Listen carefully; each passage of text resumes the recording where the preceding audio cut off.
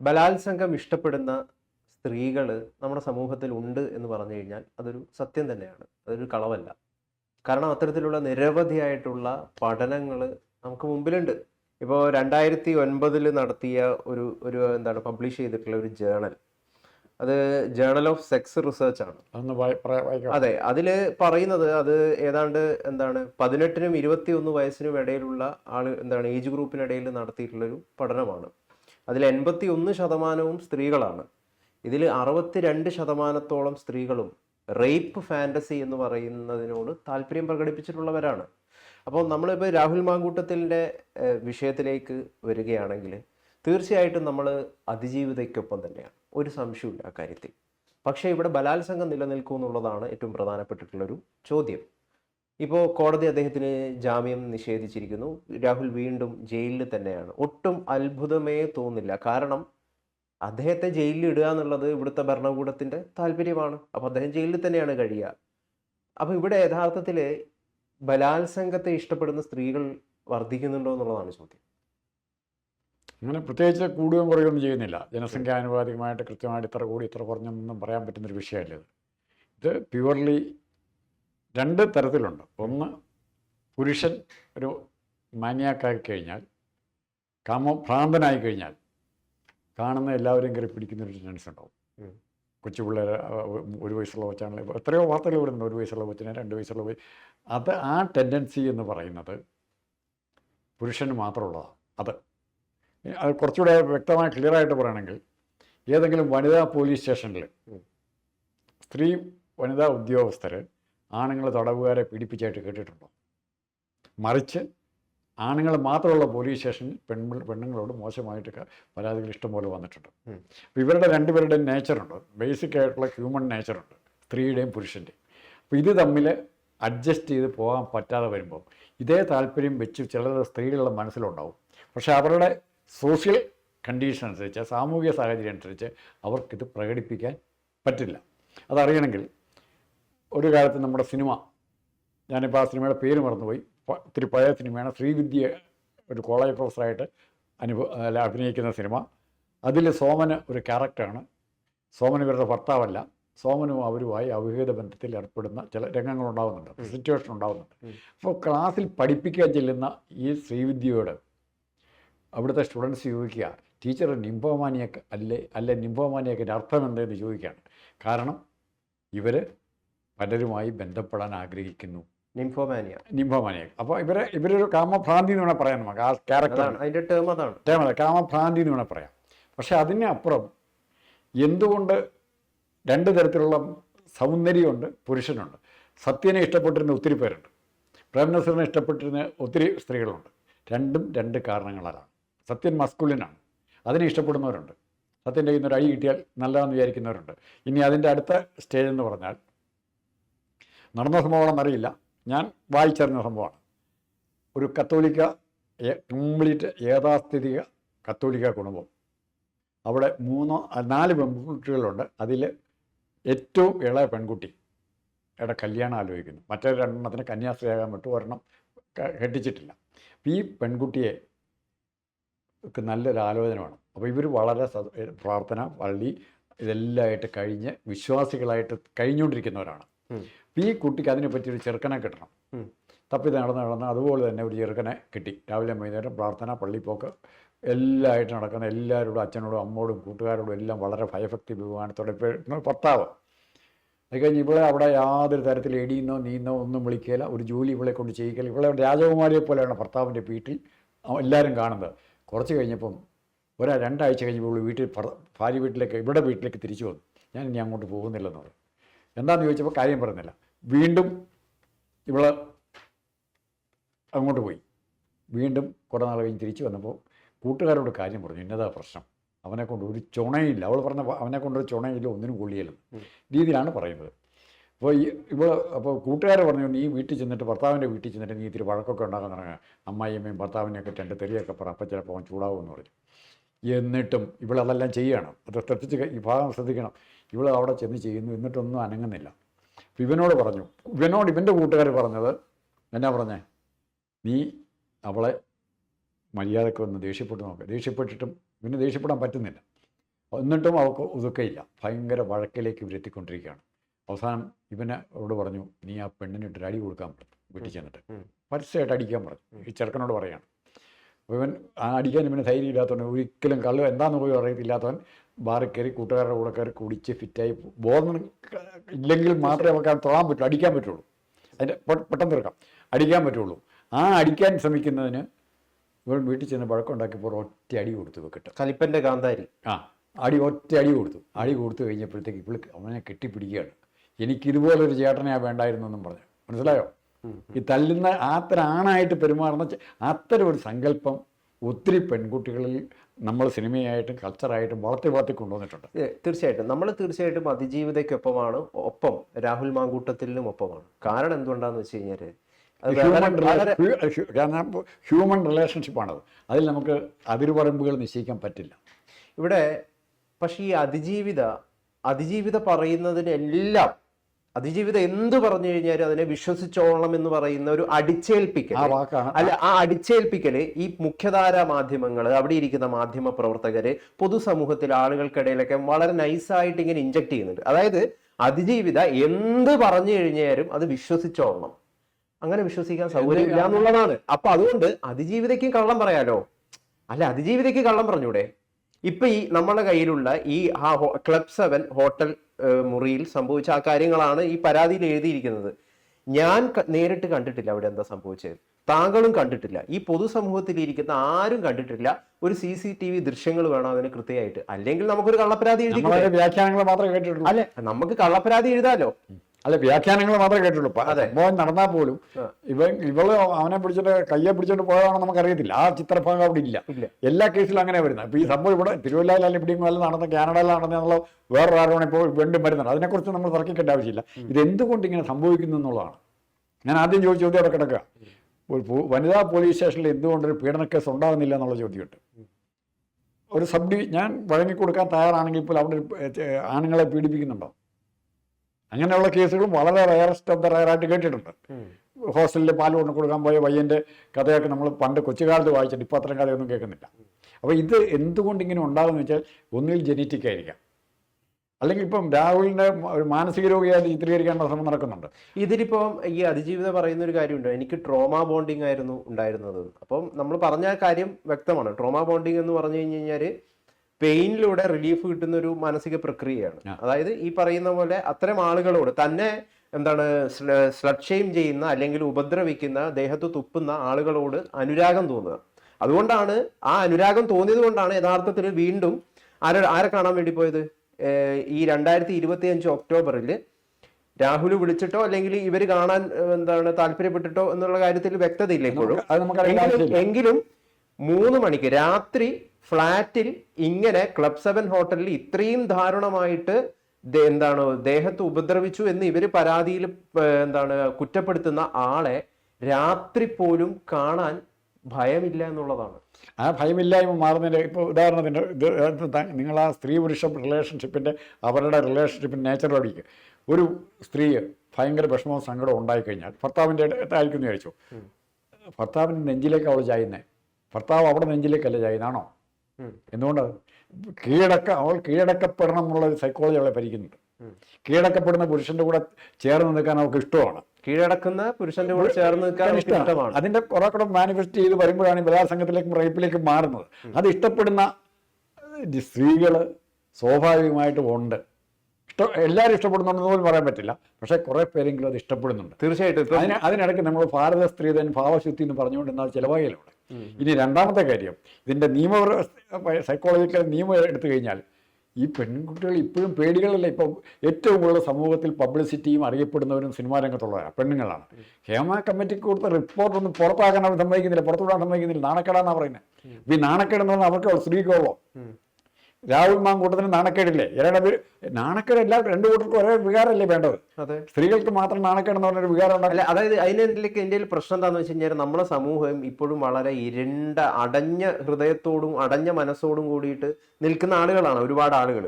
ഇത്തരം ഡിസ്കഷൻസ് പോലും ബോൾഡായിട്ട് നടത്താനായിട്ട് എന്തുകൊണ്ട് മുഖ്യധാര മാധ്യമങ്ങൾക്ക് സ്ത്രീകളുടെ റേപ്പ് ഫാന്റസിയെ കുറിച്ച് ഇവിടെയുള്ള മുഖ്യധാര മാധ്യമങ്ങൾക്ക് ധൈര്യമുണ്ടോ ഒരു ചർച്ച നടത്താൻ? നമ്മൾ ചരിത്രത്തിലേക്ക് പോകാതെ നിൽക്കുന്നത് കൊണ്ടാണ് തോന്നുന്നത്. ഇവിടെ കേരളത്തിൽ നമ്മളിപ്പോൾ ഏറ്റവും അപരിഷ്കൃത സംസ്കാരം എന്ന് പറയുന്ന സാധനം ഉണ്ടായിരുന്നു, പ്രത്യേകിച്ച് മലയാളികളുടെ ഇടയിൽ, അപ്പർ കാസ്റ്റിൻ്റെ ഇടയിൽ. എന്താ സംബന്ധം? ബ്രാഹ്മണർ വന്നു, അന്ന് ബ്രാഹ്മണൻ എന്ന് പറഞ്ഞാൽ മസ്കുലിൻ ഫിഗർ ആണെന്ന് വിചാരിച്ചാൽ മതി. കാരണം അവിടെ മസ്കുലിനിറ്റി പൈസ നോക്കി, സ്വത്തിനെ നോക്കി നിൽക്കുകയാണ്. ബ്രാഹ്മണുമായിട്ട് ബന്ധപ്പെട്ട് പെൺകുട്ടികൾ ബന്ധപ്പെട്ട് കഴിഞ്ഞാൽ അത് കുറ്റമല്ല, തെറ്റല്ല, ശരിയാണ്. അത് വീട്ടുകാർക്കും നാട്ടുകാർക്കൊക്കെ ശരിയാണ്. സംബന്ധത്തിന് ഒരുത്തൻ ചൂട്ടും കത്തിച്ചുകൊണ്ട് പോയി കഴിഞ്ഞാൽ അവൻ ആ വീട്ടിൽ പാവിരിച്ച് കൊടുക്കുക എന്നുള്ളത് തന്നെ ആ സ്ത്രീകളുടെ ചുമതലയാണ്. അവിടെ ഒരു ബലാത്സംഗം നടക്കുന്നത് ശരിക്കും. 60 വയസ്സോ 80 വയസ്സുള്ളവനായിരിക്കും വരുന്നത്. അത് ഇന്ന് നമ്മൾ ഉപേക്ഷിച്ച് കഴിഞ്ഞിട്ട്, ആ സ്റ്റേജ് കഴിഞ്ഞിട്ട് ഇപ്പോൾ നമ്മൾ എത്തി നിൽക്കുന്ന ലീവിങ് ടുഗദറിലാണ് എത്തി നിൽക്കുന്നത്. അത് തമ്മിൽ എന്നാ വ്യത്യാസം? ലീവിങ് ടുഗദറിന് നമ്മൾ സമ്മതിക്കുമ്പോൾ എന്താ സമ്മതിക്കുന്നത്?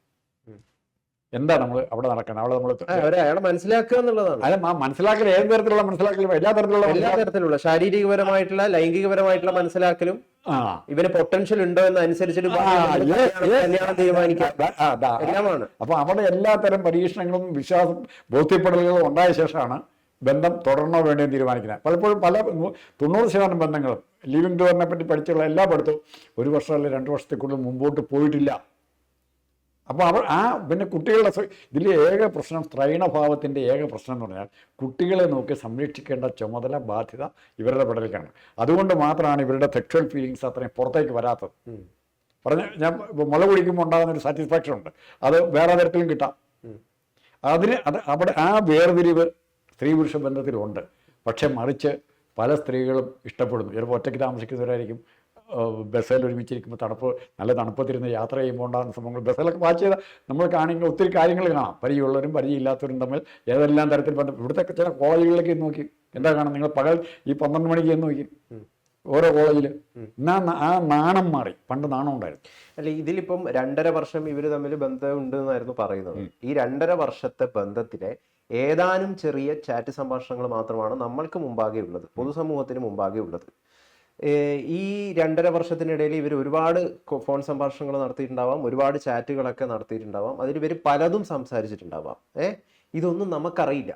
നമുക്ക് ഇതൊന്നും അറിയാതെയാണ് നമ്മൾ ഇതിൽ ജഡ്ജ്മെന്റ് എഴുതുന്നത്. നമ്മൾ ജഡ്ജ്മെന്റ് ചെയ്യാനിരിക്കുന്നു. ഇതിനു മുമ്പ് അതും വീണ്ടും ഒരു സിനിമാക്കാർ പറയാം, ബാലങ്കനായ ഒരു സിനിമയിൽ ചെമ്പരത്തി എന്ന് പറഞ്ഞ പേരറിയത്തില്ല, സിഗരറ്റ് വലിച്ചിട്ട് ഇവിടെയൊക്കെ പൊള്ളിക്കുകയാണ്, ദേഹത്തൊക്കെ പൊള്ളിക്കുകയാണ്. അത് പിന്നെ അവൾ അവൻ്റെ അടുത്തേക്ക് പോകുന്നുണ്ട്. പിന്നെ അവൾ ഇങ്ങനെ ദ്രോഹിക്കുന്നതിൻ്റെ അടുത്തേക്ക് പിന്നെ പോവാന്നേ. നാളെ പോകാതിരിക്കാനുള്ള ഓപ്ഷൻ അവൾക്കുണ്ട്. പോകാതിരിക്കാനുള്ള ഓപ്ഷൻ ഉള്ളപ്പോൾ പോലും എന്തിനാ പോകുന്നത്? ഇവർക്ക് രക്ഷപ്പെടാനുള്ള ഓപ്ഷൻ ഉണ്ടായിരുന്നു. ആരെയും പേടിക്കേണ്ട ആവശ്യമില്ല, സുരക്ഷിതമായിട്ട് അവിടെ താമസിക്കാം. ഇവൻ അവിടെ ചെന്ന് തല്ലാനും കൊല്ലാനൊന്നും പോകുന്നില്ലല്ലോ മാങ്കൂട്ടം. എന്തിനെ അവൻ വേണം അങ്ങോട്ട് കയറാതെ ഇരിക്കാനും പാസ്പോർട്ട് വരെ അവൻ്റെ ഇല്ലാതാക്കായിരുന്നു അല്ലേ? വേണമെങ്കിൽ അവൻ എങ്ങും ചെല്ലിയല്ലാത്ത രീതിയിൽ പാസ്പോർട്ട് വരെ ഇല്ലാതാക്കുക. അങ്ങനത്തെ നടപടിക്ക് പോകാതെ എന്തുകൊണ്ട് ഇവള് ഇറങ്ങുന്നെന്നും പറയുന്നില്ല, ആരാണെങ്കിലും അത് സപ്രസ് ചെയ്തു എന്നുള്ളൊരു വലിയ കാര്യമുണ്ട്. അതങ്ങനെ ഒത്തിരി. അല്ല, ഈ മൂന്നാമത്തെ അതിജീവിത ഒരു വിവാഹിത കൂടിയാണ്. അപ്പോ ധാർമ്മികപരമായിട്ട് അവര് ചെയ്തതും തെറ്റാ. ആദ്യഘട്ടത്തിൽ ചാനൽ പറഞ്ഞവർ അല്ല, ഒരു വിവാഹം നിലനിൽക്കെ, ഒരു ഹസ്ബൻഡ് നിലനിൽക്കെ അയാളെ ലീഗലി ഡൈവോഴ്സ് ചെയ്ത ഒരു സർട്ടിഫിക്കറ്റ് പോലും ഇല്ലാതെ അന്യ പുരുഷന്റെ കൂടെ ഒരു റൂം എടുക്കാൻ ഇവര് വില്ലിങ് കാണിച്ചു എന്ന് പറയുന്നത് ധാർമ്മികപരമായിട്ട് അതിന് അവർക്ക് എക്സ്പ്ലനേഷൻ ഉണ്ട്. വിവാഹം എന്നുള്ള സങ്കല്പം, കൺസെപ്റ്റ് എന്ന് പറയുന്നത്, വിവാഹം കഴിക്കാമെന്നാണ് പീഡിപ്പിക്കുമ്പോൾ അതിന് വേറൊരു കൺസെപ്റ്റ്. വിവാഹം കഴിക്കുമെന്ന് വിചാരിച്ച് ഭർത്താവിനെ കഴിപ്പിച്ചിട്ട് പോകുന്ന വേറൊരുത്തൻ്റെ കൂടെ പോകുമ്പോൾ അത് വേറൊരു കൺസെപ്റ്റ്. ഇതെല്ലാം റിലേഷൻഷിപ്പ് ഈസ് എ റിലേഷൻഷിപ്പും കൺവീനിയൻസ്. രണ്ടു കൂട്ടർ അവരുടെ സൗകര്യത്തിനനുസരിച്ച് നിലപാട്. അല്ല, രാഹുൽ മാങ്കൂട്ടത്തില് ഏതെങ്കിലും ഓട്ടോറിക്ഷ ഡ്രൈവർ ആയിരുന്നെങ്കിൽ ഇവര് പോവില്ല റൂം എടുക്കാൻ. രാഹുൽ മാങ്കൂട്ടത്തിൽ ആരാ? MLA ആണ്, അയാൾക്ക് ആവശ്യത്തിനുള്ള സമ്പത്തുണ്ട്, പിന്നെ ജാതിപരമായിട്ട് ഉയർന്ന ശ്രേണിയിൽ നിൽക്കുന്ന ആളാണ്, ഭാവിയിൽ മുഖ്യമന്ത്രിയാകാം, കേരളത്തിൽ ഉന്നത. അപ്പൊ ഇവര് ഇൻഫ്ലുവൻസ്ഡ് ചെയ്തത് ഈ ഫാക്ടേഴ്സ് എല്ലാമാണ്. മനസ്സിലായില്ലേ? ഇതെല്ലാം അങ്ങനെ ഒരാളുമായിട്ട് ഒരു പക്ഷേ അഭിമാനിക്കുന്നുണ്ടാകും പല സ്ത്രീകളല്ല. സുരാജ് വെഞ്ഞാറമ്മൂട് ഒരു വലിയ കുടുംബമായിട്ട് ബന്ധപ്പെട്ടപ്പോൾ അവനെ ഒരു പെണ്ണിനെ പീഡിപ്പിച്ചു എന്നുള്ള പരാതി വരും. വലിയ വീട്ടിലെ പെണ്ണാണ്. വക്കീൽ ഇവനോട് പറഞ്ഞു കൊടുക്കുന്നത്, ആ പെണ്ണിനെ ഒന്നും സംഭവിച്ചിട്ടില്ല, എന്നാൽ പോലും നീ പീഡിപ്പിച്ചു എന്ന് സമ്മതിച്ചേക്കണം. കാരണം അത് പരസ്യമായി കഴിഞ്ഞാൽ ആ പെണ്ണിനെ പിന്നെ പുറത്തിറങ്ങാൻ പറ്റിയല്ല. കോടതിയിൽ വെച്ച് നടക്കുന്ന കാര്യമാണ്, കേസാണ്. അപ്പോൾ പരസ്യമായി കഴിഞ്ഞാൽ പിന്നെ പെണ്ണിനെ ഇവന് കെട്ടിച്ചു കൊടുക്കേണ്ടി വരിക. ആ പെണ്ണിനെ ഇവന് കെട്ടിച്ചു കൊടുക്കേണ്ടി വരികയാണ്. കാരണം പീഡനം അറിഞ്ഞപ്പോൾ പീഡിപ്പിച്ചു. ബലമായിട്ട് പീഡിപ്പിച്ച പെണ്ണിനെ വേറെ ആൾ കെട്ടാൻ പറ്റും. എന്തുകൊണ്ടാണ് പോകാത്ത? ഈ സമൂഹം മാന്യതയാണ്, ഇതെല്ലാം ഭയങ്കര ധാർമ്മിക ദിവസമാണ്. കെട്ടിക്കുവോ? എന്നാൽ ശരി, നീ എൻ്റെ മകനെ കൊണ്ട് കെട്ടിച്ചാക്കാന്ന് ഒരു രക്ഷകർത്താവും പറയലുവോ?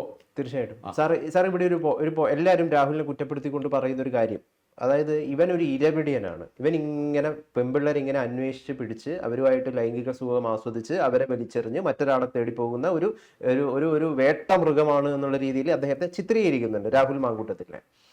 അപ്പോൾ ഒരു റിലേഷൻഷിപ്പിൽ ഒരാൾ ഏർപ്പെടുമ്പോൾ ചിലപ്പം വിവാഹം കഴിക്കാം എന്നൊരു ഇഷ്ടത്തോടു കൂടിയിട്ടായിരിക്കും ഒരു പെണ്ണുമായിട്ട് ബന്ധപ്പെടുന്നുണ്ടാവുക.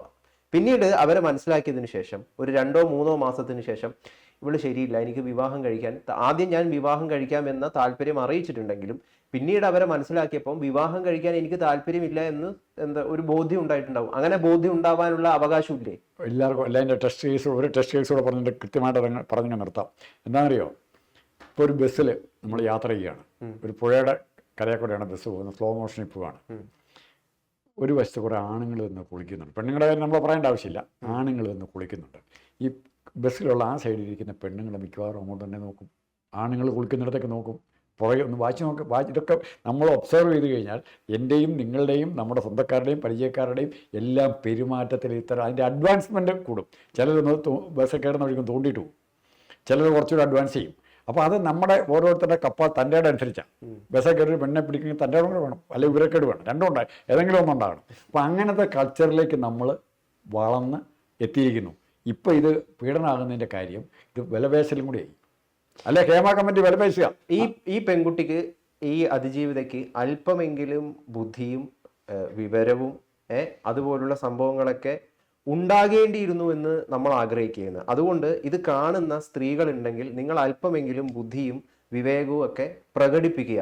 ഇത്തരത്തിൽ നിങ്ങളെ ഉപദ്രവിച്ച, നിങ്ങളുടെ ശരീരത്തിൽ തുപ്പിയ ആളുകളുമായിട്ട് അതായത് വീണ്ടും ഒരു ട്രോമ ബോണ്ടിങ്ങിലേക്ക് പോകാതിരിക്കുക. അത് നിങ്ങളെ കൂടുതൽ മാനസികമായിട്ട് തളർത്തുന്ന ഒരു പരിപാടിയാണ് എന്നുള്ള വിവേകത്തിലേക്ക് ഈ സ്ത്രീകൾ ഉയരുക എന്ന് മാധ്യമപ്രവർത്തകർ തീർച്ചയായിട്ടും പറയണം. അത് മാധ്യമപ്രവർത്തകരുടെ കർത്തവ്യമാണ്. കാരണം നമ്മുടെയൊക്കെ താല്പര്യം എന്താണ്? ഭാവിയിൽ ഇത്തരത്തിലുള്ള അതിജീവിതകൾ, കഷ്ടപ്പെടുന്ന അതിജീവിതകൾ ഉണ്ടാകരുത് എന്ന താല്പര്യം മുൻനിർത്തിയാണ്. ആ ഒരു കോണ്ടെക്സ്റ്റിലാണ് ഈ മൊത്തം കാര്യം മുഴുവൻ പറയുന്നത്. ദയവ് ചെയ്തിട്ട് അല്പമെങ്കിലും ബുദ്ധിയും വിവേകവും, വെറും വികാരത്തിന് അടിമപ്പെടാതിരിക്കുക. സ്ത്രീകൾ വികാരം വേണ്ടാവല്ല, ഈ അടിമപ്പെടാതിരിക്കുക, ഇത്തരത്തിൽ തന്നെ ഉപദ്രവിക്കുന്ന ആളുകളോട് അനുരാഗം തോന്നാതിരിക്കുക എന്ന വിവേകമാണ് ആദ്യം ഈ വിഷയത്തിലൂടെ ഈ കാണുന്ന സ്ത്രീകളൊക്കെ മനസ്സിലാക്കേണ്ടത്. അതിന് യാതൊരു സംശയവുമില്ല, ആ രീതിയിൽ തന്നെ വേണം. പക്ഷേ ഒറ്റ കാര്യം നമ്മൾ സൂക്ഷിക്കുക, വികാരം എന്ന് പറയുന്നത് അത് റിലേറ്റീവാണ്. അത് കൂടി സമയവും സൗകര്യവും സാഹചര്യവും അനുസരിച്ച് വളരെ പവിത്രമായ ബന്ധം പോലും ഏത് തരത്തിലേക്കും മാറാം. ചീത്തയാകാം, നല്ലതാകാം. പ്രീ ഡിഗ്രിക്ക് പഠിക്കുമ്പോൾ മുണ്ടെടുത്ത് ഒരുത്തനായിട്ട് പ്രേമമായിരുന്നു, ഡിഗ്രിക്ക് ചെല്ലുമ്പോൾ പാൻറ്റിട്ട് 2 പിള്ളേരുടെ അടുത്തൊക്കെ ആയിരുന്നു. അങ്ങനെയൊക്കെ മാറിപ്പോയ ഒത്തിരി സംഭവങ്ങളുണ്ട്, പ്രേമം തേച്ചിട്ട് പോകുന്ന സംഭവങ്ങൾ ഒത്തിരിയുണ്ട്. അപ്പോൾ ഇങ്ങനെ ഓരോരുത്തരും അവരവർക്ക് പറ്റിയ ഇണയ സങ്കല്പത്തിലാണ് കാണുന്നത്. നമ്മൾ പ്രേമത്തിൽ താങ്കൾ ഒരാളെ പ്രേമിക്കുക, ആ പെൺകുട്ടി തന്നെപ്പറ്റി കാണുന്ന വലിയ എഴുത്തുകാരനായിട്ടോ ചിന്തകനായിട്ടോ ബുദ്ധിജീവിയൊക്കെ ആയിട്ടോ അല്ലെങ്കിൽ വോളിബോൾ പ്ലെയറോ ഫുട്ബോൾ പ്ലെയറോ ഗായകനായിട്ട് മനസ്സിലങ്ങ് സങ്കല്പിക്കുക. ചെറുതായിട്ട് മൂളിപ്പാട്ട് പാടിയ പറയുന്നത് നാളെ ഇവരെ യേശുദാസാണ്. അങ്ങനെ അത്തരം ഫാൻറ്റസിയാണ് കൂടുതലായിട്ട് വൾണറബിളാകാൻ നമ്മളെ പ്രേരിപ്പിക്കുന്നത്. ഒരു നല്ല പാട്ടുകാരൻ പ്രേമം പറഞ്ഞാൽ ആ കൂട്ടത്തിൽ പോകും. മോഹൻലാലിൻ്റെ കാര്യത്തിൽ ഇപ്പോൾ വരുന്നുണ്ട്. മോഹൻലാലിൻ്റെ കുട്ടികളുണ്ടാകുന്ന ഇഷ്ടംപോലെ സ്റ്റഡി വരുന്നു. മോഹൻലാലല്ല അതുപോലെ നടന്മാരിൽ നിന്നും അങ്ങോട്ട് കയറി ചെന്ന് ബന്ധപ്പെടുക. നമ്മുടെ ബോംബെയിൽ വലിയ നടിയുണ്ട്, കബീർ ബേഡി അല്ല, വിവിയൻ റിച്ചാർഡ്സിൻ്റെ കാമുകിയുണ്ട് ഇല്ലേ, സ്ത്രീയുടെ പേര് ഞാൻ മറന്നുപോയി. കൊച്ചവിടെ അയറിലെ പരസ്യമായിട്ട് സമ്മതിക്കുക, അയറിയാന്നൊന്നും പറയുന്നില്ല. അവർക്ക് അവനോട് ഇഷ്ടം തോന്നി, ബോംബെ വെച്ച്. അല്ലെ ഇവിടെ ഒരു ചോദ്യമുണ്ട്, രാഹുൽ അങ്ങോട്ട് കയറി മെസ്സേജ് അയച്ചതാണല്ലോ എന്നുള്ള കാര്യം.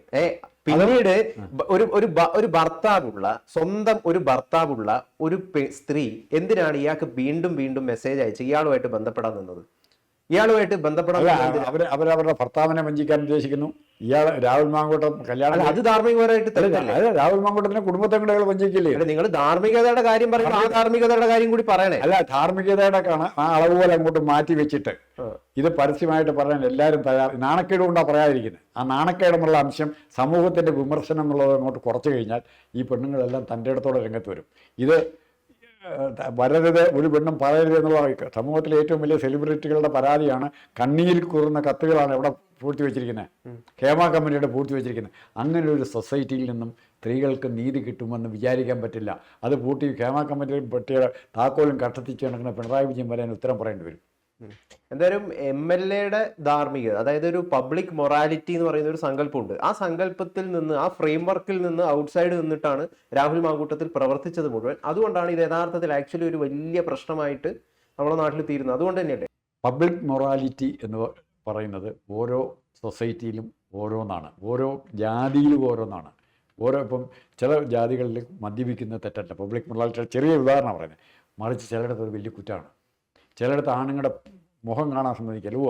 ഇപ്പോൾ മുസ്ലിംസ് ഒരു വിഭാഗം ഫോളോ ചെയ്യുന്ന മൊറാലിറ്റിയുടെ സ്റ്റാൻഡേർഡ് എന്ന് പറയുന്നത് കാണാതിരിക്കാനായിട്ടാണ്. കണ്ടു കഴിഞ്ഞാൽ ഈ കുഴപ്പമൊക്കെ ഉണ്ടാകുമെന്ന് അറിയാവുന്ന പ്രായവും കൂടെ ഉണ്ട്. എൻ്റെ ഭാര്യയെ മറ്റുള്ളവർ കണ്ടാൽ, അല്ലെ ഭാര്യ മറ്റുള്ളവരെ കണ്ടാൽ പ്രശ്നമുണ്ട് എന്ന് വിചാരിക്കുമ്പോൾ അതേ മാർഗമുള്ളൂ. അങ്ങനത്തെ ഒരു സൊസൈറ്റിയിലാണ് നമ്മൾ ജീവിക്കുന്നത്. ഇതിന് താങ്കൾ പറഞ്ഞ പോലെ വൈഡ് സ്പ്രെഡ് എഡ്യൂക്കേഷൻ സ്ത്രീകൾക്ക് ആദ്യം കൊടുക്കണം. നിങ്ങൾക്കുണ്ടാകുന്ന പ്രശ്നങ്ങൾ, അപകടങ്ങൾ ധൈര്യപൂർവ്വം നേരിടാൻ പഠിക്കുക. ഇത് നാണക്കേടല്ല, ബലപ്രയോഗത്തിലാണ് നിങ്ങൾ വഴങ്ങിക്കൊടുത്തിരിക്കുന്നെങ്കിൽ ഒരിക്കലും നിങ്ങൾ കുറ്റവാളിയില്ല, നിങ്ങൾ പരിഹസിക്കപ്പെടേണ്ടതല്ല. അത്തരം അതിന് കാരണക്കാരായവനെ ചേർത്ത് തോൽപ്പിക്കുക. ഇഷ്ടപ്പെട്ടു പോയതാണെങ്കിൽ സഹിക്കുക. അത്രേ ഉള്ളൂ, വേറൊരു മൊറാലിറ്റി. എന്തായാലും അവസാനം എനിക്ക് ഇതാണ് പറയാനുള്ളത് സാർ. അതായത് ഇതിൽ രാഹുൽ മാങ്കൂട്ടത്തിന് ഒപ്പമാണ്, അതിജീവിതയ്ക്കും ഒപ്പമാണ്. സത്യം യഥാർത്ഥത്തിൽ തിരിച്ചറിയണം. ഇവരെ രണ്ടുപേരെയും വെച്ച് കച്ചവടം ചെയ്യുന്നവർക്ക് എതിരുമാണ്. സത്യം യഥാർത്ഥത്തിൽ നമുക്ക് അറിയാൻ അവകാശമുണ്ട് എന്നുള്ളതാണ് ജനങ്ങൾ ആദ്യം മനസ്സിലാക്കേണ്ടത്. ഇതിൽ എല്ലാവരും വളരെ പ്രൊഡ്യൂസ്ഡ് ആയിട്ട് ഉപരിപ്ലവമായി മാത്രമായിട്ടാണ് ഈ വിഷയത്തെ മുഴുവനായിട്ട് നോക്കിക്കാണുന്നത്. അതുകൊണ്ട് സത്യം അറിയാനാണ് നമ്മളെല്ലാവരും താല്പര്യപ്പെടുന്നത്.